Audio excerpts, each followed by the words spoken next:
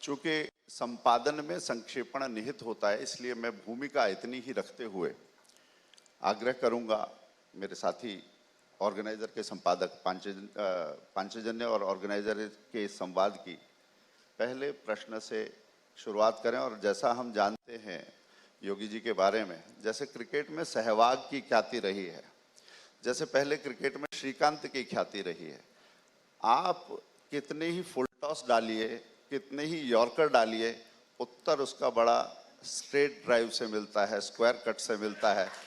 योगी जी। महाराज जी, इस ऑर्गेनाइजर पांचजन्य के मंच पर आपका बहुत बहुत स्वागत है।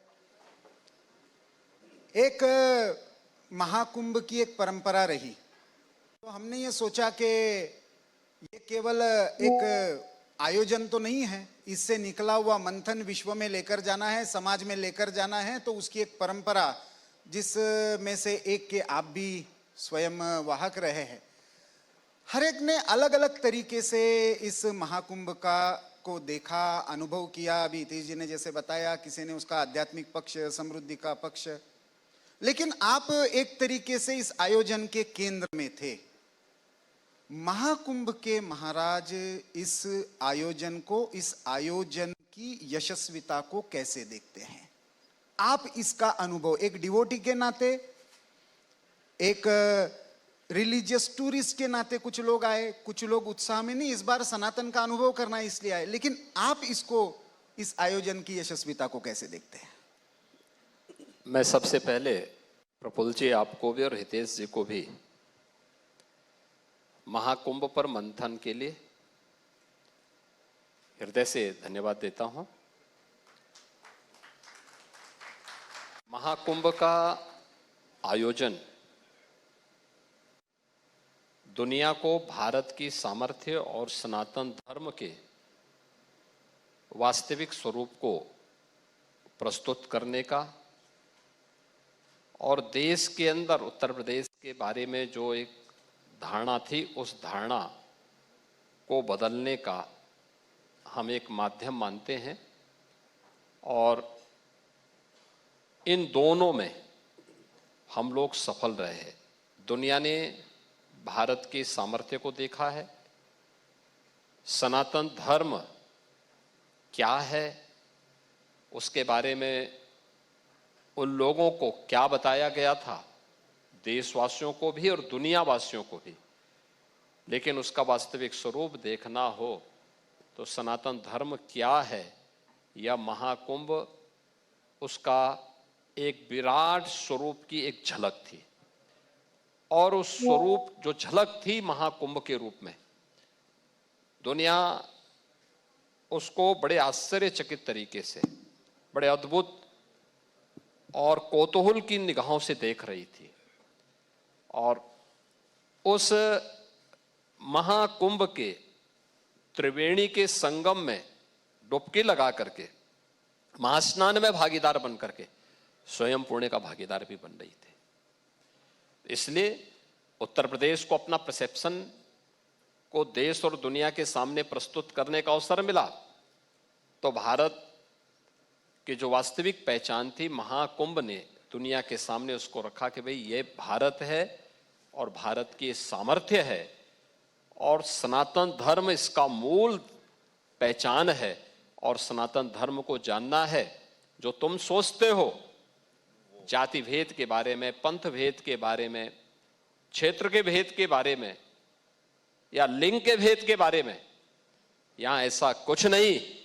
एक त्रिवेणी का महासंगम में आप सबको एक साथ डुबकी लगाते हुए देख सकते हैं। और यही एक भारत श्रेष्ठ भारत का वास्तविक रूप है, और यही सनातन धर्म का विराट दर्शन भी है। योगी जी, आपने कहा कि दुनिया कौतूहल की नजर से कुंभ की ओर देख रही थी। दुनिया देख रही थी, मगर कुछ लोग यूपी को, उत्तर प्रदेश को प्रश्न प्रदेश बनाए रखने की एक जिद है जो पलती रहती है। वो कोविड के समय पर भी हमने देखी। और जब कोरोना काल था कि उत्तर प्रदेश में त्रासदी कैसी होगी, ग्राफ कैसा होगा, खबरें कैसी उठाई जाएंगी, इसी तरह से कुंभ को भी विशेष तौर पर प्रस्तुत करने की एक दृष्टि, विश्व में आकर्षण था, उसके लिए कौतूहल था, परंतु एक सतत दृष्टि है। उस दृष्टि रखने वालों के लिए आपका क्या संदेश है? देखिए, जैसी दृष्टि वैसी सृष्टि।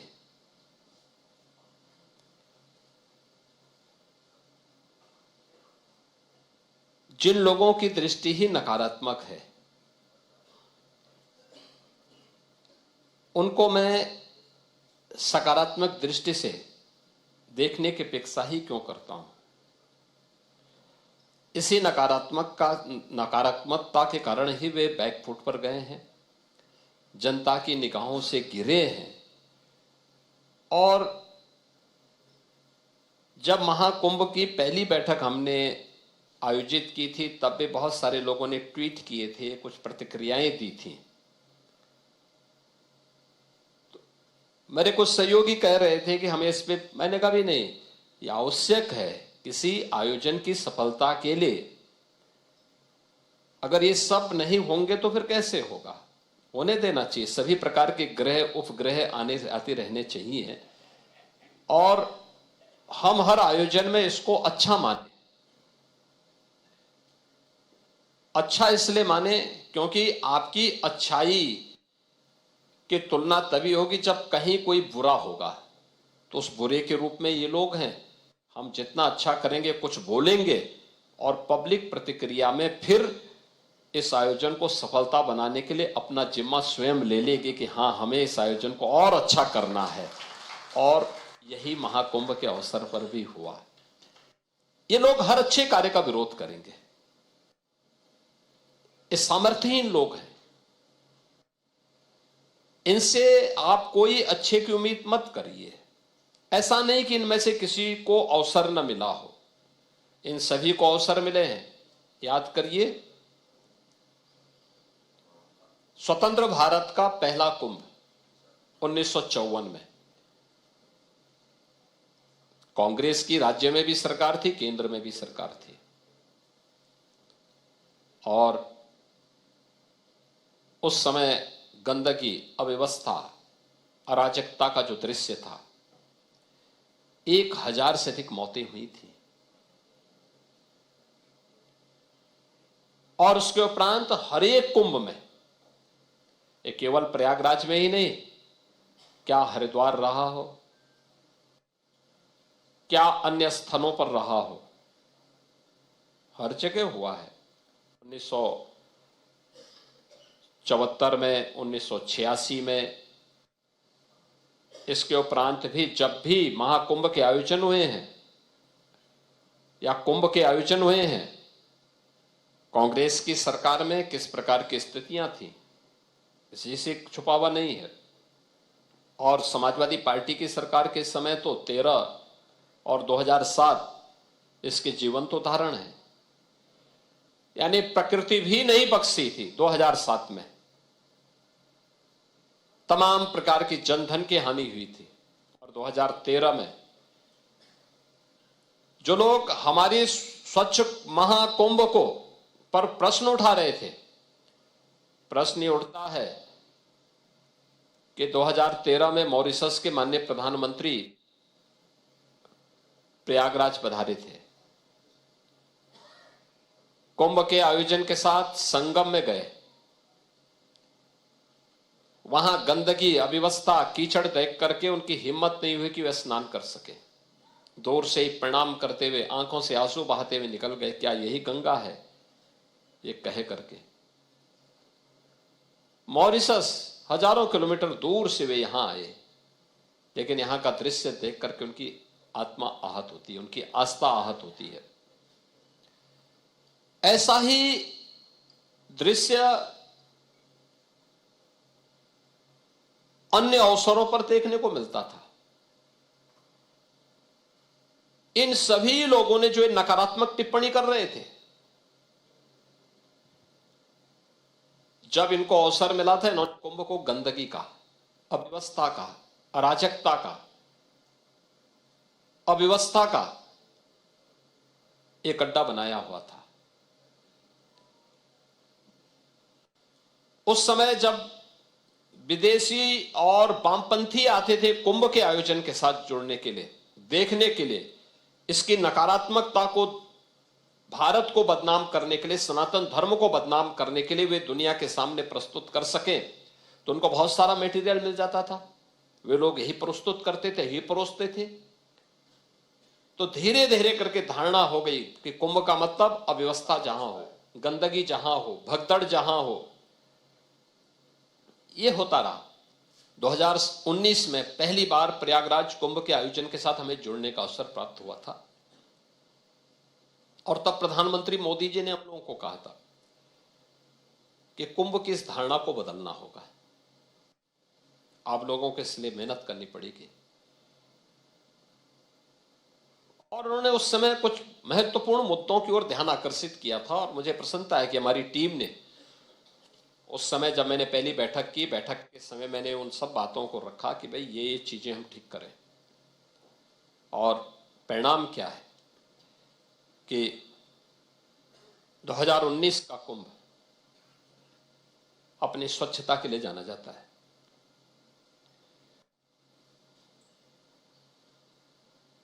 प्रयागराज 2024 में 24 करोड़ श्रद्धालु आए, और 2025 में इसी आयोजन के साथ हमें जुड़ने का अवसर प्राप्त हुआ। इस आयोजन के अवसर पर आपने देखा होगा, फिर हम लोगों ने इस बार दिव्य और भव्य कुंभ की जो बात की, तो उसको हम लोगों ने स्वच्छता के साथ, सुरक्षा के साथ और तकनीक के साथ जोड़ने की बात की कि डिजिटल कुंभ भी होगा। डिजिटल कुंभ के लिए पहले लोगों को लगा कि ये सब हवा में बात कर रहे हैं। अकेले डिजिटल खोया पाया केंद्र से 54,000 बिछड़े हुए लोगों को उनके घरों तक पहुंचाने का काम किया गया महाकुंभ के दौरान। डिजिटल टूरिस्ट मैप के माध्यम से हर व्यक्ति आसानी से अपने गंतव्य तक पहुंच सकता था। 1.5 लाख शौचालय बनाए गए थे और QR कोड से उनके जोड़ा गया था। किसी को भी स्वच्छता के बारे में देखना है, आप उसको डाउनलोड करिए, आप उसके माध्यम से पूरी जानकारी ले सकते हैं। अन्य किस प्रकार की सुविधा आपको चाहिए, वह भी हम लोगों ने उन व्यवस्था दी थी। और साथ साथ 11 भाषाओं को, भारत की उन 11 भाषाओं को या दुनिया की उन भाषाओं को भाषणी ऐप के माध्यम से भी सुविधा उन्हें प्रदान की गई थी कि अगर उन्हें हिंदी समझ में नहीं आ रहा है या इंग्लिश समझ में नहीं आ रहा है, तो उन 11 भाषाओं को में से कोई भी, जो UN की भाषा थी, उन सब में से किसी को भी आप ले करके उसके माध्यम से आप अपनी भाषा को बोलिए, आपको आपकी भाषा में जवाब मिल जाएगा। ये सभी प्रकार की सुविधाओं को हम लोगों ने इसके साथ जोड़ा था। हमारा प्रयास था महाकुंभ के दौरान कि किसी भी श्रद्धालु को 3 से 5 किलोमीटर से अधिक पैदल न चलना पड़े। और हम लोग ये मानते थे कि बहुत भीड़ होगी तो 40 करोड़ तक की भीड़ जाएगी, क्योंकि महाकुंभ के आयोजन के पहले जब मेरे वरिष्ठ सहयोगी गण, दोनों डिप्टी CM, मंत्रीगण, सीनियर अधिकारीगण, जब देश के अंदर अलग अलग राज्यों में आमंत्रण देने और रोड शो करने के लिए गए थे, और उसके बाद से जो क्वेरीज आ रही थी हम लोगों के पास कुंभ के बारे में, महाकुंभ का आयोजन कैसे होगा, कैसे कनेक्टिविटी की व्यवस्था है, कैसे वहां पर व्यवस्था होगी, हम लोगों ने कहा कि देखो ये 19 से ज्यादा हमें दिख रहा है। और 19 का उदाहरण हमारे सामने है कि 24 करोड़ लोग आए थे। जो 19 में आया होगा वह जरूर 24 में आएगा। तो 24 करोड़ तो ये हैं। अब आगे जो क्वेरीज आ रही है, क्वेरीज बताती है कि संख्या 40 तक पहुंच सकती है। हमने 40 करोड़ लोगों के लिए पहली दृष्टि से तैयारी की थी, लेकिन जो हमारे मित्रगण हैं, जो लोग दुष्प्रचार में विश्वास करते हैं, जिसको भगवान ने बनाया ही इस उद्देश्य से है कि वे लोग हमेशा इस कार्य के लिए ही रहें उन्हें हमेशा विपक्ष में रहना है, तो भगवान ने उनको नकारात्मकता से इतना भरपूर कर दिया है कि उनकी पहचान ही उस रूप में बन गई। तो वो पहले दिन से ट्वीट करने लग गए, पहले दिन से ट्वीट करने लग गए, पहले दिन से वक्तव्य देने लग गए। तो जनता जनार्दन ने भी, देश और दुनिया के सनातन धर्मावलंबियों ने कहा कि इनको सबक सिखाने का सबसे अच्छा माध्यम होगा। हमारा अनुमान था कि महाकुंभ में एवरेज जो मुख्य 6 स्नान पर्व हैं, उनमें से 3 अमृत स्नान थे, मकर संक्रांति का, मौनी अमावस्या का, वसंत पंचमी का। शेष 3 अन्य जो स्नान थे, पौष पूर्णिमा का, इसके अलावा माघी पूर्णिमा का और महाशिवरात्रि का। तो 3 अमृत स्नान में ये भीड़ किया। मकर संक्रांति के दिन 3.5 करोड़ श्रद्धालुओं ने स्नान किया। 28, 29, 30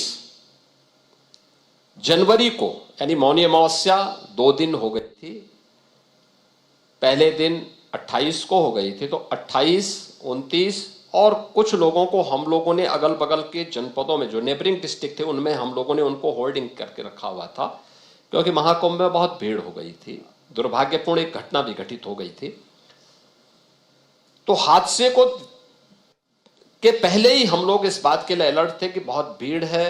भीड़ के वॉल्यूम को देखते हुए हम लोगों ने जौनपुर, भदोई, मिर्जापुर, चित्रकूट, फतेहपुर, कौशाम्बी, प्रतापगढ़, रायबरेली, इन सभी जनपदों में लगभग 2 करोड़ लोगों को रोका था। तो 28, 29 और 30 में 15 करोड़ श्रद्धालु प्रयागराज पहुंचे थे, जिन्होंने वहां पे मां गंगा में इस पावन आयोजन में डुबकी लगा करके वहां महास्नान के वे भागीदार बने। और मौनी अमावस्या के बाद हर दिन 1.5 करोड़ 2 करोड़ 1.5 करोड़ 2 करोड़ श्रद्धालु वहां पहुंच रहे थे। भीड़ कौन स्नान कर रही है, नहीं कर रही है। एक व्यक्ति अगर एक दिन में स्नान 24 घंटे में 4 बार भी स्नान कर रहा है तो एक बार ही उसका काउंट होता था, ऐसा नहीं कि एक बार बार हो रहा हो। क्योंकि फेस रिकॉग्निशन के माध्यम से हम लोगों ने एआई टूल का उपयोग किया था, कैमरे उन चीजों को कर रहे थे और वे लोग वहां से छांट दिए जाते थे। अगर एक व्यक्ति 2 बार 3 बार स्नान का भागीदार बन रहा है तो वो एक ही बार काउंट होगा। और फिर इन सबको लेते हुए 66 करोड़ 30 लाख से अधिक श्रद्धालु इन 45 दिनों के आयोजन में भागीदार बने थे। और यह 45 दिन का आयोजन दुनिया का सबसे बड़ा आध्यात्मिक आयोजन बना, सबसे बड़ा सांस्कृतिक आयोजन और धार्मिक आयोजन भी दुनिया का बना। और ये मानवता की अमूर्त सांस्कृतिक धरोहर के रूप में जिस आयोजन को यूनेस्को ने 19 में मान्यता दी, यूनेस्को के डायरेक्टर स्वयं इस आयोजन का हिस्सेदार बने थे और उन्होंने स्वयं इस बात को कहा था कि वास्तव में हम मान लिए कि 19 में जो कार्य प्रधानमंत्री मोदी जी के प्रयासों से यूनेस्को ने किया था उसका साक्षात दर्शन हमें यहां पे हो रहा है। योगी जी, मॉरिशस के जो प्रधानमंत्री बिना स्नान किए जाना पड़ा था, मैं मानता हूं माननीय प्रधानमंत्री मोदी जी अब त्रिवेणी का जल लेकर उनके दरवाजे पर, यह सबसे बड़ा सर्टिफिकेट मुझे लगता है इस आयोजन का है। मैं प्रधानमंत्री जी का आभारी हूं कि उन्होंने त्रिवेणी का गंगा जल मॉरिशस के माननीय प्रधानमंत्री को दिया और वाराणसी की साड़ी उनकी धर्मपत्नी को दिया है। उत्तर प्रदेश की 2 स्मृतियां मॉरिशस के साथ अमिट रूप से छाई रहेगी। लेकिन 2019 का जो कुंभ था, इसमें मॉरिशस के माननीय प्रधानमंत्री आए थे, 450 लोगों के भारी भरकम डेलीगेशन के साथ आए थे और उन्होंने संगम में स्नान भी किया।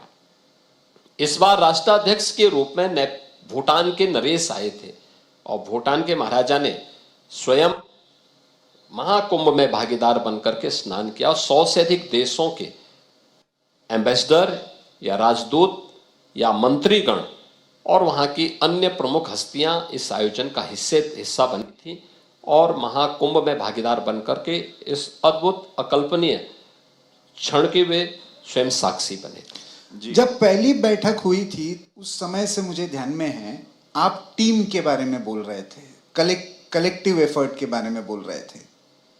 सरकार तो वही रहती है, राज्य वही रहता है।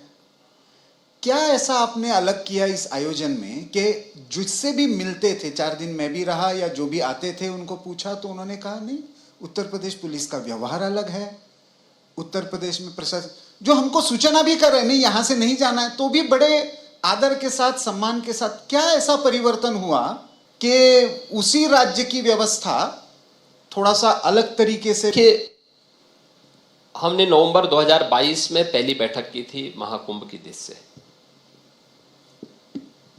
और जब 2022 में हमने बैठक की थी तो उसके बाद हमने टारगेट दिए थे पहले से, क्योंकि केवल एक आयोजन नहीं, हम लोग इस जितना भी आयोजन होता है एक टेम्परेरी सिटी में होता है, अस्थायी शहर में होता है,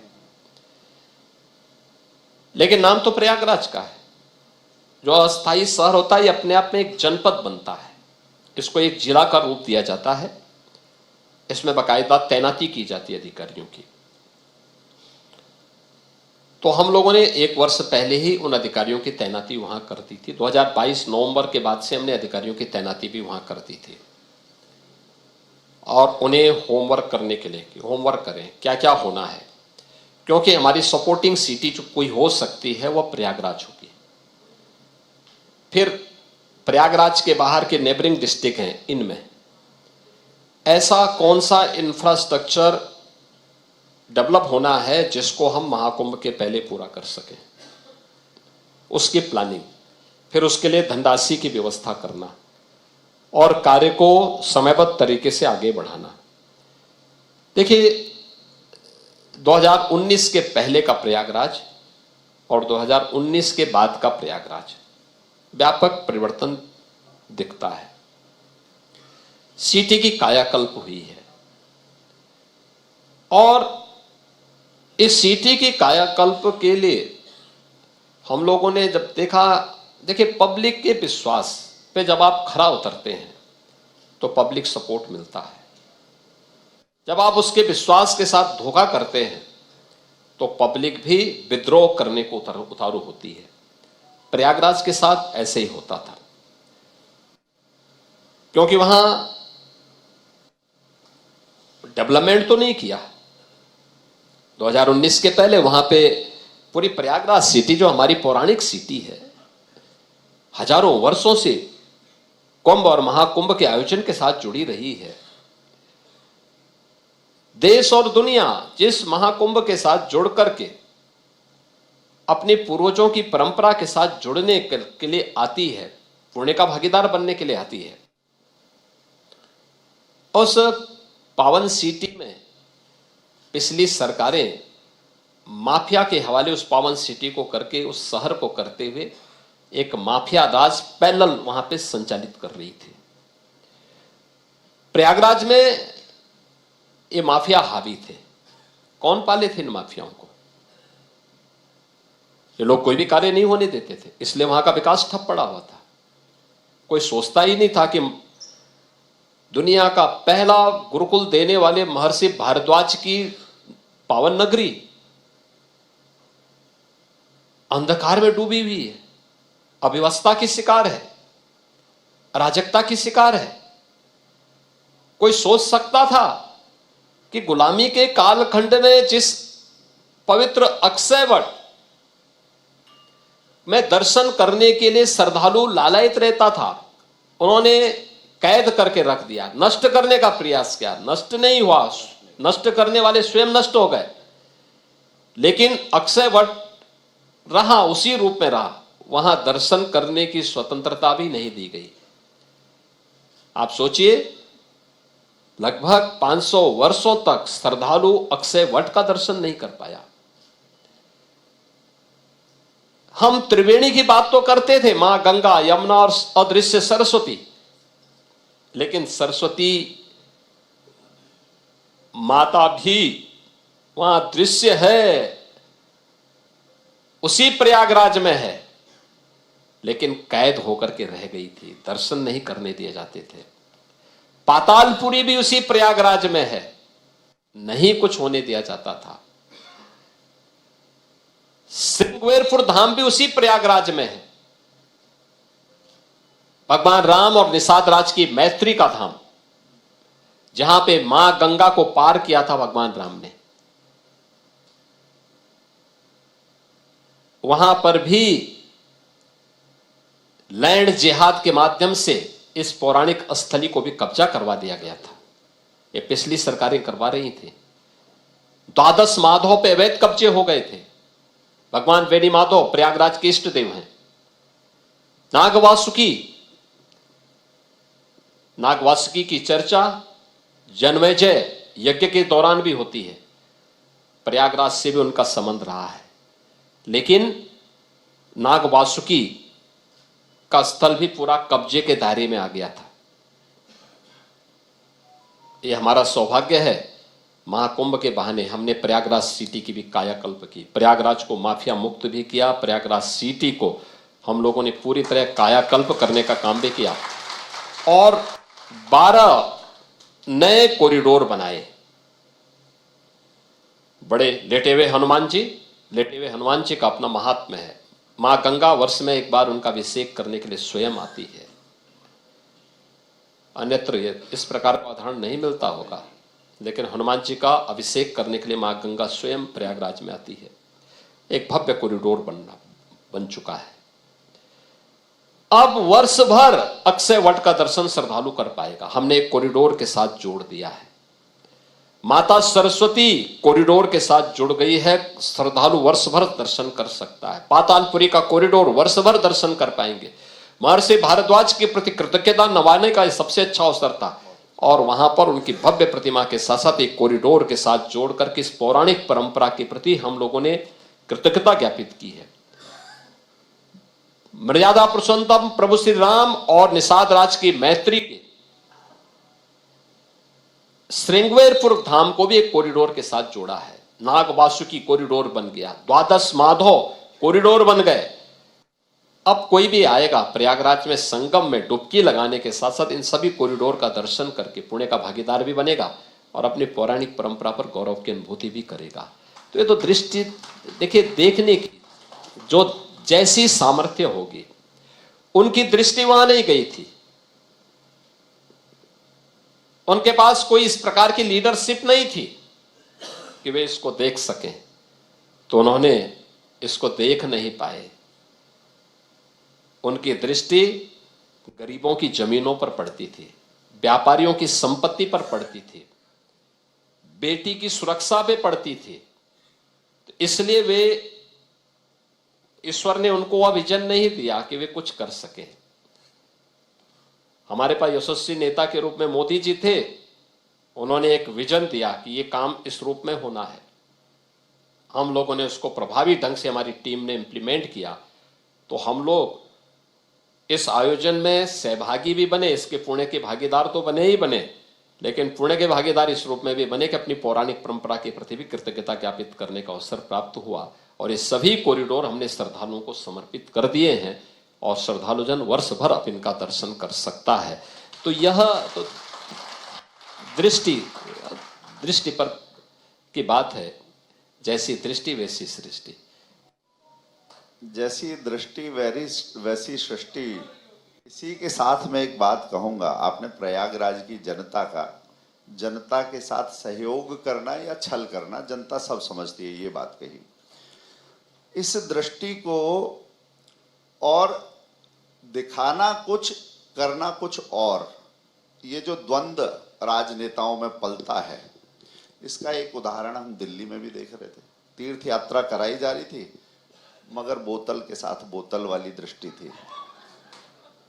आप दिल्ली में भी गए तो आपको क्या लगता है कि राजनीति के द्वंद्व का एक कांटा जो जनता निकालने की कोशिश कर रही थी वो निकला है?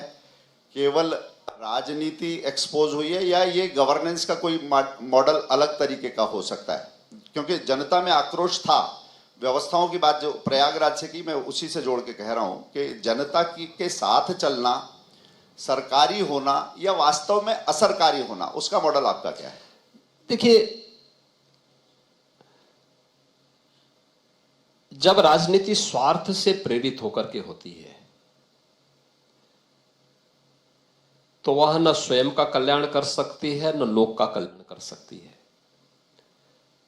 राजनीति को आप परमार्थ का माध्यम बनाएंगे तो स्वयं का भी कल्याण होगा और लोक कल्याण के माध्यम से आप आगे के जीवन को प्रशस्त कर पाएंगे।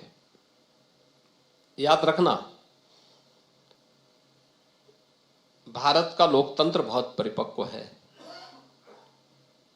और भारत का लोकतंत्र का ही परिणाम है, भले ही हमने 1952 में इसको संवैधानिक रूप से स्वीकार किया हो, लेकिन लोकतंत्र हमारे यहाँ कूट कूट करके यहाँ की रग रग में बस भरा पड़ा है और इसीलिए भारत के लोकतंत्र ने भारत की जनता को जनार्दन कहा है। जनता सब जानती है, सब जानती है कहां क्या हो रहा है। अगर इसका मनोविज्ञान कहीं से पूछना हो तो गांव में जाकर के, ठेठ गांव में बसने वाले लोगों से आप जाकर के पूछ लीजिए, देख लीजिए, वे आपको बता देंगे कौन क्या सोच रहा है। जनता एक्सपोज हो चुके हैं, सब खारिज हो चुके हैं। और मैंने दिल्ली में इसी बात को कहा था, मैंने कहा प्रयागराज पे मत उंगली उठाओ, प्रयागराज तो प्रयागराज है, हमने व्यवस्था की है, वहां आने वाली भीड़ इस बात की साक्षी है कि गंगा, यमुना और सरस्वती का जो पावन त्रिवेणी का जल है वो तो पवित्र है। हमारे यहां तो वैसी भी मान्यता है, बहता पानी और रमता जोगी ये कभी अशुद्ध नहीं होता है, चलायमान है, वह अपनी शुद्धि का परिमार्जन, अशुद्धि का परिमार्जन भी चलते चलते कर लेता है।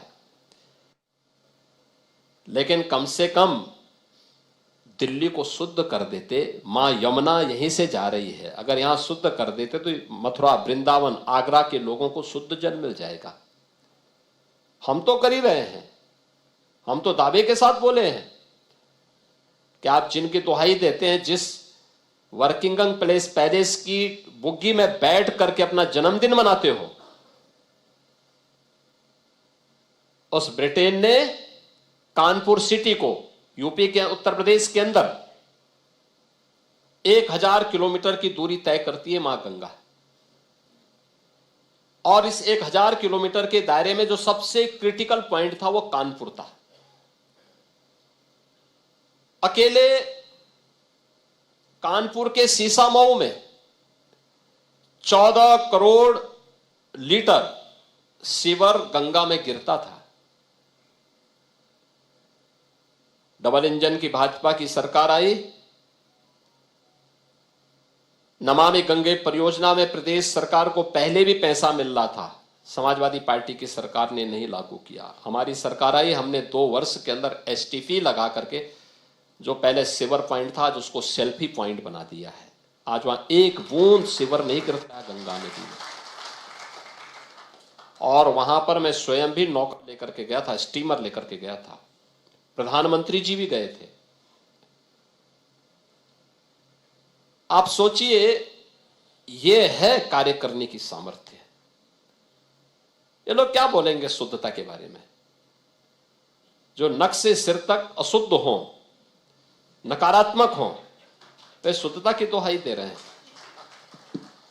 तो मां गंगा तो पवित्र है और पवित्र रहेगी भी, लेकिन दिल्ली के अंदर दिल्ली की जनता जनार्दन ने उसका जवाब उन लोगों को जरूर दिया है जो त्रिवेणी के शुद्धता पर प्रश्न खड़ा कर रहे थे। हाँ, और जो कह रहे थे कि यमुना की सफाई से वोट नहीं मिलते, यानी यमुना की सफाई करनी है तो जनता जनार्दन ने तय कर दिया ना, कैसे साफ करेंगे? क्या सफाई कैसे होती है? योगी जी, हमारे अंग्रेजी के जो मित्र हैं मीडिया में और खास करके विदेशी एजेंसियों में जो बैठे हुए हैं, क्योंकि मैं एक एनालिसिस कर रहा था भारत के अन्य भाषाभाषियों में हुआ महाकुंभ का कवरेज, और विदेशी, और उनका आपके प्रति विशेष प्रेम है विदेशी मीडिया का, तो वो कभी सैफरन क्लैड कहते हैं, कभी the person behind Ram Janmabhoomi movement कहते हैं, प्रोडक्ट ऑफ राम जन्मभूमि। महाकुंभ के आयोजन के केंद्र में एक रमता जोगी रहना, एक महंत रहना, इस व्यवस्था के, इसका कितना महत्व था? ये जो परंपराएं जो सारी चलती है, जो अखाड़े चलते हैं, उस परंपरा को समझने वाला व्यक्ति वहां पे रहना, इस आयोजन में एक मुख्यमंत्री के नाते रहना तो था ही, एक महंत का भी वहां पे रहना, ये कितना महत्वपूर्ण था? देखिए, मेरी जगह भी कोई भी सनातन धर्मावलंबी रहता तो भी आयोजन अच्छा होता है। इसलिए अच्छा होता कि सनातन धर्म के प्रति श्रद्धा और आस्था का भाव होना आवश्यक है। और तुलसीदास जी भी कहते हैं कि श्रद्धावान लभते ज्ञानम। अगर आपके मन में श्रद्धा का भाव है तो स्वयं ही मार्ग आगे प्रशस्त हो सकता है, और ये काम मुझे लगता है कि वहां होता। इस पूरे आयोजन में पूज्य संतों का सहयोग और उनका सानिध्य बहुत अभिनंदनीय था, बहुत अभिनंदनीय था। क्योंकि देखिए, अपनी परंपरा और लकीर के फकीर बनने की बजाय उन्होंने कहा नहीं, देश और दुनिया से आने वाले श्रद्धालुओं को मौका मिलना चाहिए। याद करिए, 29 जनवरी मौनी अमावस्या के दिन ब्रह्म मुहूर्त में 4 बजे से अमृत स्नान प्रारंभ होने थे। रात्रि को 1:15 बजे से लेकर 1:30 बजे के बीच में एक हादसा होता है। हादसे में कुछ लोग गंभीर रूप से घायल होते हैं, उन्हें हॉस्पिटलाइज किया जाता है। उनमें से कुछ लोगों की दुखद मौत होती है। प्रातः 3 बजे, ब्रह्म मुहूर्त में ही 3 बजे मैंने प्रशासन से कहा कि भाई देखो, अखाड़ों से बातचीत करो कि वे 4 बजे से 1 घंटे के अंदर उनका अमृत स्नान प्रारंभ होना है। संगम में बड़े पैमाने पे श्रद्धालु भरे पड़े, उनको इस समय निकालने में कठिनाई होगी। अमृत स्नान को दोपहर तक के लिए स्थगित करवा दें। सभी के हाथ पांव फूलने लगे। प्रशासन के साथ कैसे हो सकता है? हमने कहा पूरे दिन भर मुहूर्त है। ये जो हादसा रात्रि में हुआ है, हादसा कहीं और ना होने पाए, इसको रोकने के लिए आवश्यक है कि, क्योंकि हम लोग जब एक बार अमृत स्नान प्रारंभ करवाएंगे तो ये 5 घंटे चलेगा। इस समय हम लोगों ने जो वहां पे एनालिसिस किया है, जो हमारे वहां पर उपकरण लगे हुए हैं, ये सब बता रहे हैं कि लगभग 5 करोड़ से ऊपर की भीड़ इस समय वहां मौजूद है, महाकुंभ क्षेत्र में और सिटी के अंदर। लगभग 3 से 4 करोड़ लोग रास्ते में हैं जो प्रयागराज के लिए आ रहे हैं, और 2 करोड़ लोगों को हमने नेबरिंग डिस्ट्रिक्ट में रोका हुआ है। कितनी देर रोक पाते हैं? अब आप अनुमान करिए, 10 करोड़ लोगों को हम लोगों को वहां पे देखना है। लेकिन हमारा प्रयास होगा कि परंपरा भी बाधित न हो, लेकिन कुछ देर के लिए स्थगित तो हो सकती है। और जैसे ही मेरा मैसेज, मेरा संदेश सभी पूज्य अखाड़ों को और पूज्य संतों को प्राप्त हुआ, उन्होंने कहा नहीं, हम योगदान देंगे, पहले श्रद्धालु स्नान करेगा। और दोपहर तक उन्होंने अपना अमृत स्नान स्थगित किया। सचमुच अभिनंदनीय है। उन लोगों के लिए एक सबक है जो कहते हैं हमेशा लकीर का फकीर बन करके जबरदस्ती कहीं सड़क पे बैठ जाते हैं, कहीं किसी रेलवे स्टेशन पर, कहीं किसी अन्य स्थलों पर जाकर के इबादत की दुहाई देते हैं। उन लोगों के लिए एक सबक है कि हां, व्यापक जनहित में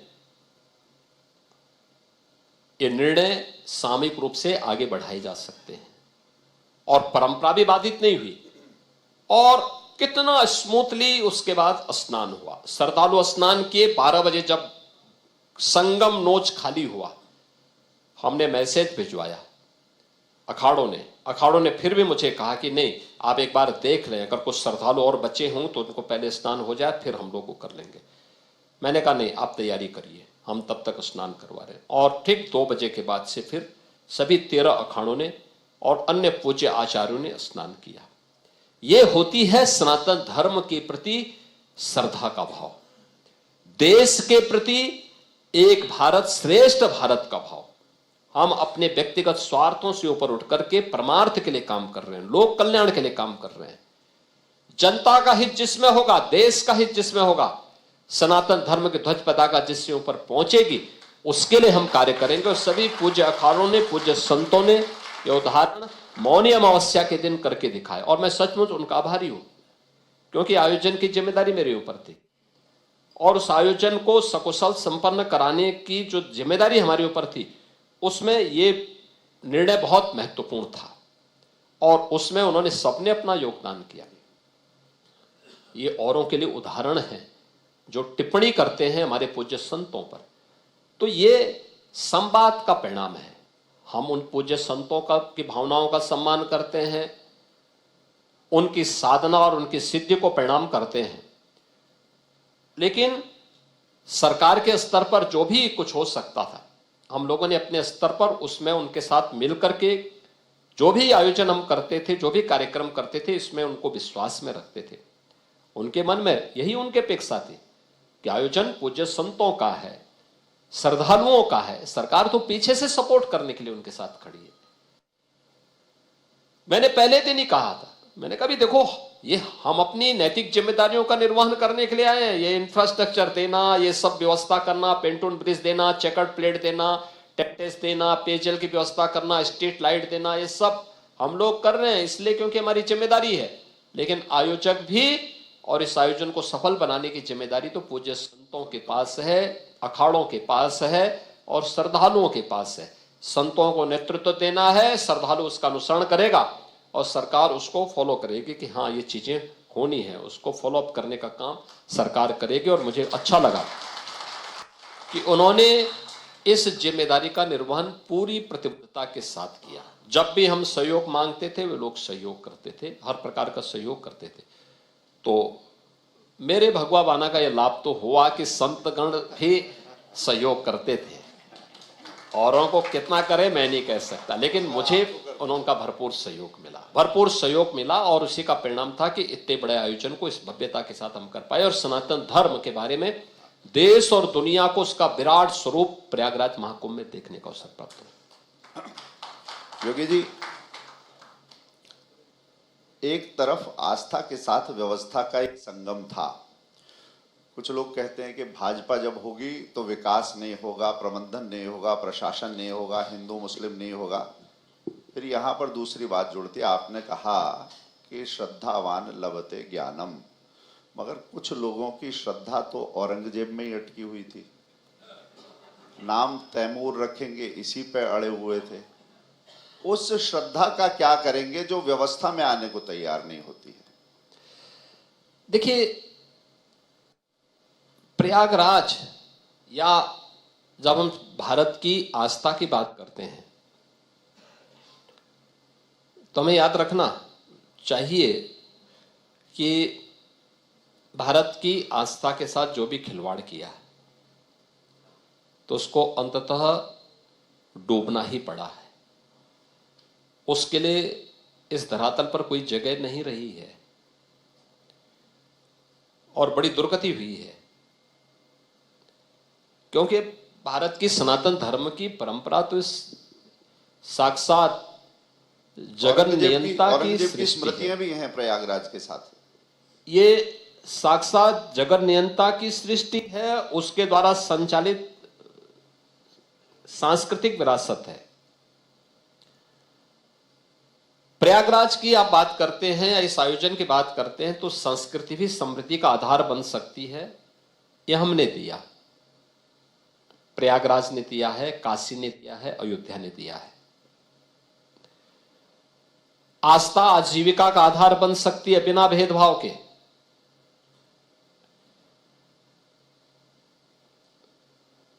वे हजारों टैक्सी चालक हैं, बस चालक हैं,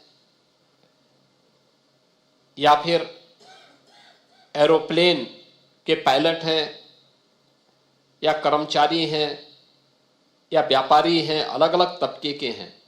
किसी की कोई जाति देख रहा है क्या? किसी का मत और मजहब देख रहा है? ये सब जाति मत मजहब से जुड़े हुए लोग हैं, सभी लोग हैं, कोई भेदभाव किसी के साथ नहीं। तो आजीविका इस आस्था से पनपी एक, तो भेदभाव उसमें किसी के साथ नहीं हुआ और हर व्यक्ति ने उसके अनुरूप वहां पर आस्था का जिसने संबंध किया उसने उतनी ही अर्थव्यवस्था के साथ भी वो जुड़ा, उतना ही उसने आर्थिक लाभ भी वहां कमाया। ढेर सारे उदाहरण प्रयागराज के माध्यम से आप देख सकते हैं। जहां तक दृष्टि है उन लोगों की जो भारत की सनातन धर्म की परंपरा पर, भारत के इस सनातन संस्कृति पर विश्वास न करके इसके विरुद्ध षड्यंत्र करने वाले लोगों को महिमा मंडन करने का प्रयास कर रहे हैं, तो उन लोगों को उसकी दुर्गति भी देखनी चाहिए। मुझे नहीं लगता है कि कोई व्यक्ति बहुत शुद्ध भाव के साथ इस बात को कह रहा हो। देखिए, मानसिक रूप से विकृत कोई व्यक्ति ही औरंगजेब को अपना आदर्श बना सकता है। मुझे नहीं लगता है कि कोई मानसिक रूप से परिपक्व व्यक्ति या बुद्धिमान व्यक्ति औरंगजेब जैसे क्रूर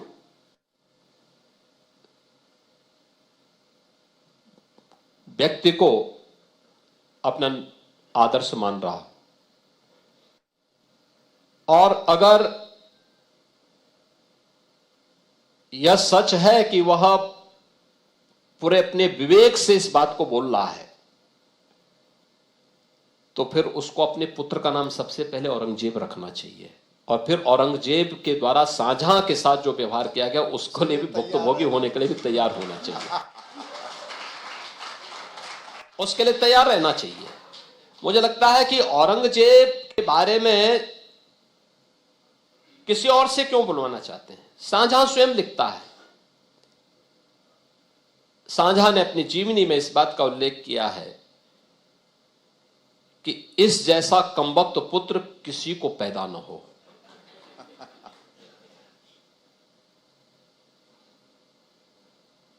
यह शाहजहां कहता है, और वो कोसता है औरंगजेब को कि तुझसे अच्छा तो वह हिंदू है जो हिंदू जीते जी तो अपने बुजुर्ग मां बाप की सेवा करता है और मरने के बाद वर्ष में एक बार श्राद्ध और तर्पण के माध्यम से अपने पितरों को जल देता है। तो जैसे कमबख्त ने तो मुझे एक एक बूंद जल के लिए तरसाया है। कहते हैं जब उसने आगरा के किले में कैद करके रखा था शाहजहां को, एक मिट्टी के छोटे से घड़े में 24 घंटे के लिए जल मिलता था। तड़प तड़प करके उसकी मौत हो गई। औरंगजेब वही व्यक्ति है जिसने अपने भाई को कत्लेआम किया था।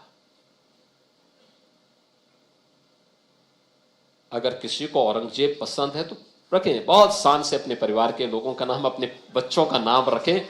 मैं उनको पहला उनको मुबारकबाद दूंगा, इसके बारे में बधाई दे दूंगा उनको कि तुमने अच्छा किया, अब इसका परिणाम भी भुगत लो। ईश्वर उनको सद्बुद्धि दें, वे भारत के नायकों का सम्मान करें, भारत के प्रति क्रूर भाव के साथ कार्य करने वाले ऐसे लोगों का नाम न ले। ये नया भारत है। नया भारत भारत की आस्था का भी सम्मान करना जानता है। नया भारत भारत को दुनिया की सबसे बड़ी अर्थव्यवस्था के रूप में स्थापित करना भी जानता है, और भारत के अंदर भारत की आस्था को नुकसान पहुंचा करके भारत की आस्था के साथ खिलवाड़ करने वाले तत्वों को जवाब देना भी जानता है। अयोध्या में राम जन्मभूमि पर, मर्यादा पुरुषोत्तम प्रभु श्री राम की जन्मभूमि पर 500 वर्षों के बाद वहां पर प्रभु रामलला का विराजमान होना, 2024 में यह कार्य होना, जनवरी 2024 में और जनवरी 2025 में महाकुंभ प्रयागराज का आयोजन इसके उदाहरण हैं। और आने वाले समय में ऐसे बहुत सारे उदाहरण उन लोगों को देखने को मिलेगा। मुझे लगता है कि उन सभी लोगों को मैं कहूंगा, समय आ गया है। ये पूरी सदी भारत की सदी है। दुनिया भारत का अनुसरण कर रही है। भारत के प्रधानमंत्री के रूप में मोदी जी दुनिया के अंदर जहां जा रहे हैं, पूरी दुनिया उन्हें हाथों हाथ लेकर के उनके सम्मान के माध्यम से अपने आप को अभिभूत करके गौरव की अनुभूति करती है। नया भारत एक नई दिशा में आगे बढ़ चुका है, एक विकसित भारत बनने की ओर अग्रसर है और विश्व के कल्याण का मार्ग यहीं से प्रशस्त होगा। अच्छा होगा कि उन लोगों को अपने पूर्वजों को ढूंढना पड़ेगा और उनके लिए सबसे अच्छा उदाहरण अभी हाल ही में इंडोनेशिया के राष्ट्रपति के द्वारा जो बयान दिया गया, बहुत महत्वपूर्ण बयान है। इंडोनेशिया दुनिया में सर्वाधिक मुसलमान रहता है। इंडोनेशिया को जो नेशनल फेस्टिवल है वो रामलीला है। करेंसी जो वहां की चलती है, मुद्रा जो चलती है वहां की, वह गणपति के नाम पे चलती है। एयरलाइंस गरुड़ के नाम पर है, भगवान विष्णु की सवारी। उससे इनको सबक लेना चाहिए। और जो उन्होंने अंतिम वक्तव्य भारत में रिपब्लिक डे के अवसर पर कहा था, उन्होंने कहा कि अगर मेरा डीएनए की जांच होगी तो भारतीय डीएनए होगा। ये जो भारत का खा रहे हैं, इनको अपने इस डीएनए को जांच करके तब बोलना चाहिए। उन विदेशी आक्रांताओं को महिमामंडन करना बंद करें, अन्यथा संबल जैसे सच जब सामने आएंगे तो कहीं मुंह दिखाने लायक नहीं बचेंगे। तो हितेश जी ने कहा था सहवाग के इसमें तो कौन सी बॉल छोड़नी है और कौन सी फुल टॉस बनानी है। नहीं, एक संभल की आपने बात की। संभल में कुछ लोगों को लगता था यॉर्कर डाला, मगर वो तो फुल टॉस हो गया। देखिए, संभल एक सच्चाई है और मैं बार बार कहता हूं इस बारे में। देखिए, मैं एक योगी हूं, हर पंथ संप्रदाय उपासना विधि का सम्मान करता हूं।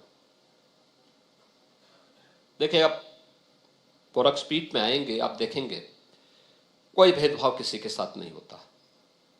एक पंगत में सारे लोग भोजन लेते हैं, कोई भेदभाव नहीं, न जाति का भेद, न क्षेत्र का भेद, न भाषा का भेद, न पंथ का भेद, न संप्रदाय का भेद, कोई भेद नहीं। हमारे पूज्य संतगण किसी भी पंथ और संप्रदाय से जुड़े होंगे, वे वहां आकर के एक साथ बैठ करके सभी लोग प्रसाद ग्रहण कर लेते हैं, कहीं कोई भेद नहीं है और सबको हम लोग सम्मान देते हैं। और मैं इसीलिए मैं कह रहा हूं ना कि हर पंथ संप्रदाय में एकम सत विप्रा बहुधा वदन्ति के इस भाव में हम विश्वास करते हैं। उपनिषदों का जो भाव है, भारत की वैदिक परंपरा का जो भाव है, वह हमारे अंतःकरण में रसा बसा है।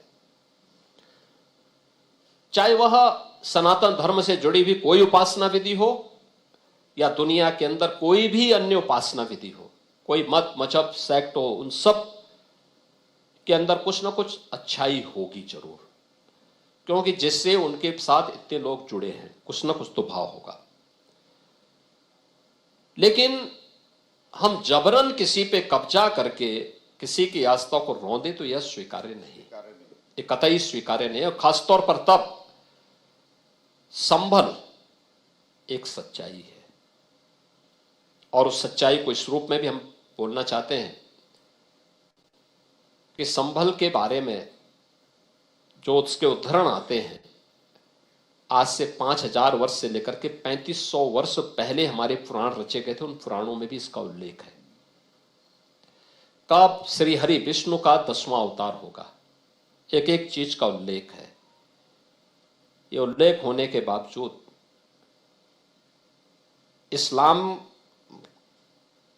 को उदय हुए 1400 वर्ष हुए हैं और मैं बात कर रहा हूं 3500 से लेकर के 5000 वर्ष पुरानी बात कर रहा हूं, यानी उससे भी 2000 वर्ष से लेकर के 3500 वर्ष पुरानी बात कर रहा हूं मैं।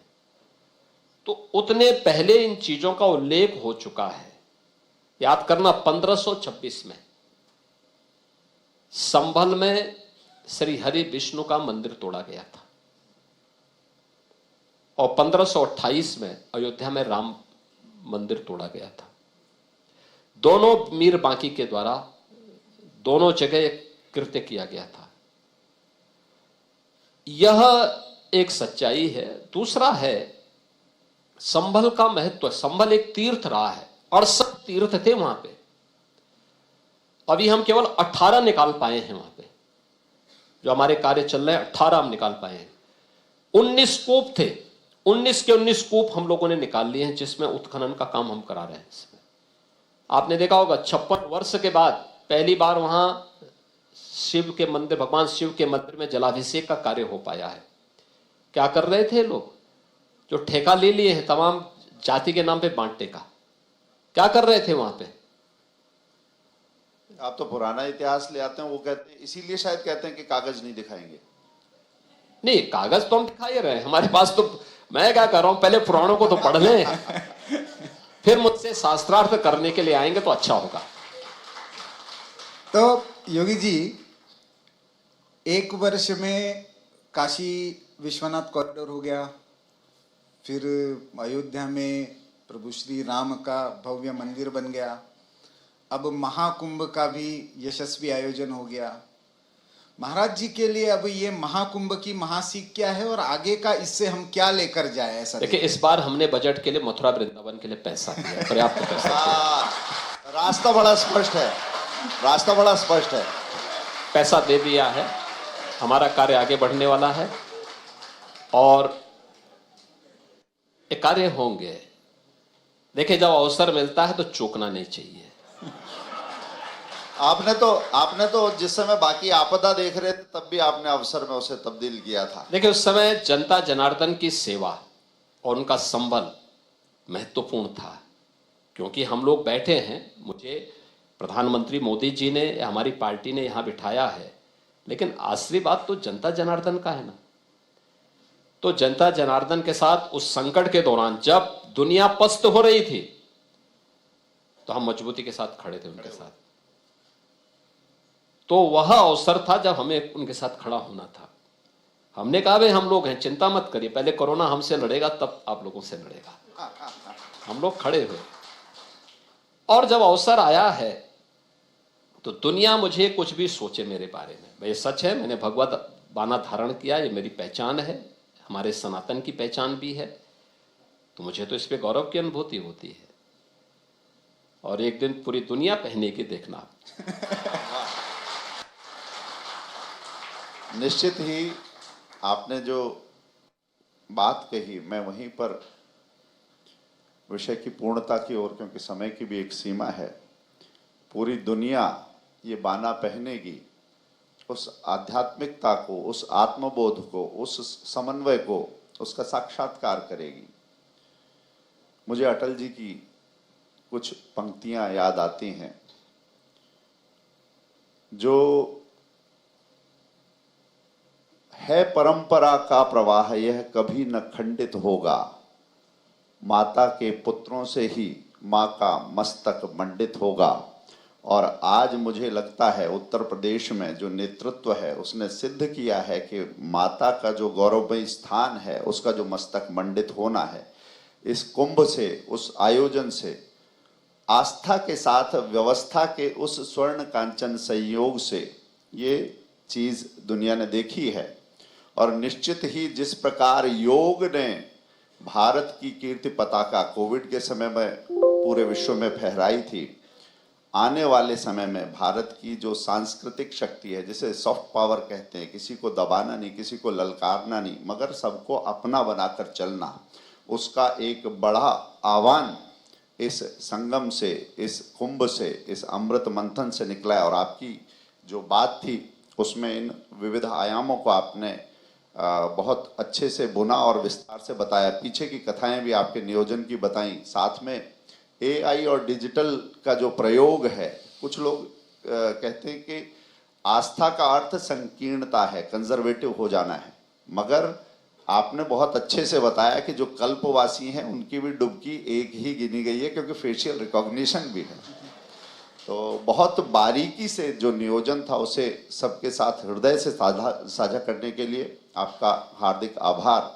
और आज ऑर्गेनाइजर पांचजन्य के इस आयोजन में आप आए, अपने अतिव्यस्त समय में से आपने हमारे लिए, आप हमेशा निकालते हैं, आज भी समय निकाला, हमारी ओर से बहुत अभिनंदन, आभार। धन्यवाद हितेश जी आपको भी और प्रफुल्ल जी आपको भी कि मुझे पांचजन्य और ऑर्गेनाइजर के इस मंथन कार्यक्रम में जुड़ने का अवसर प्राप्त हुआ है। बहुत बहुत धन्यवाद।